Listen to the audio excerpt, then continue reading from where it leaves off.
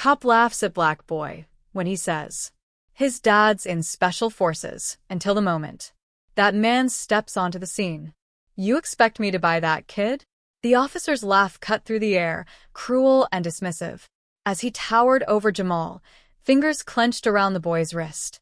Flashing red and blue lights cast tense streaks across the quiet suburb, while neighbors peeked nervously from behind blinds, their voices drowned out by the low hum of the idling patrol car. But Jamal didn't flinch. He stood tall, chin lifted, voice unwavering. My dad's in special forces. He'll be here any second. The officer chuckled, shaking his head. Yeah, right. Of course he is. What the cop didn't realize, though, in under a minute, that smirk would fade. His grip? Gone. And the man stepping out of the shadows would make him wish he'd kept his mouth shut. Jamal had heard it all before. You don't belong here. Where'd you steal that bike? But today felt different.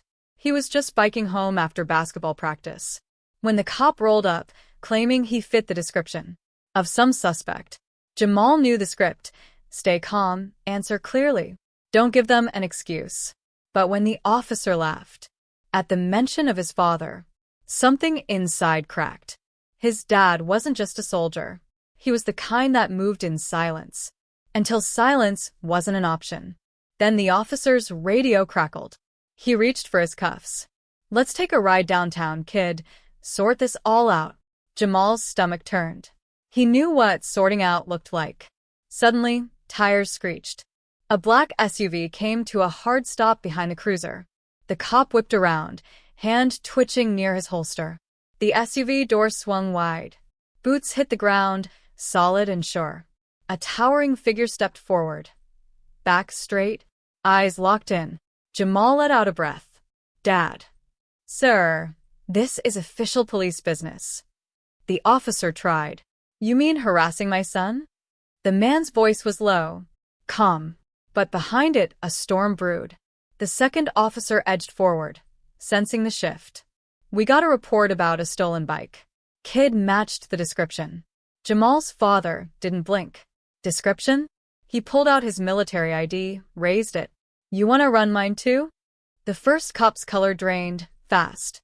That badge, the rank, none of it looked like a joke anymore. For one long, loaded moment, the street fell completely silent. Then the officer swallowed, struggling for words. Look, we were just what?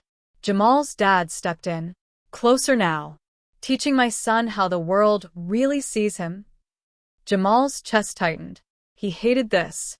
The stares, the tension, the way his dad's jaw clenched, like he was holding a storm inside. The officer raised a shaky hand.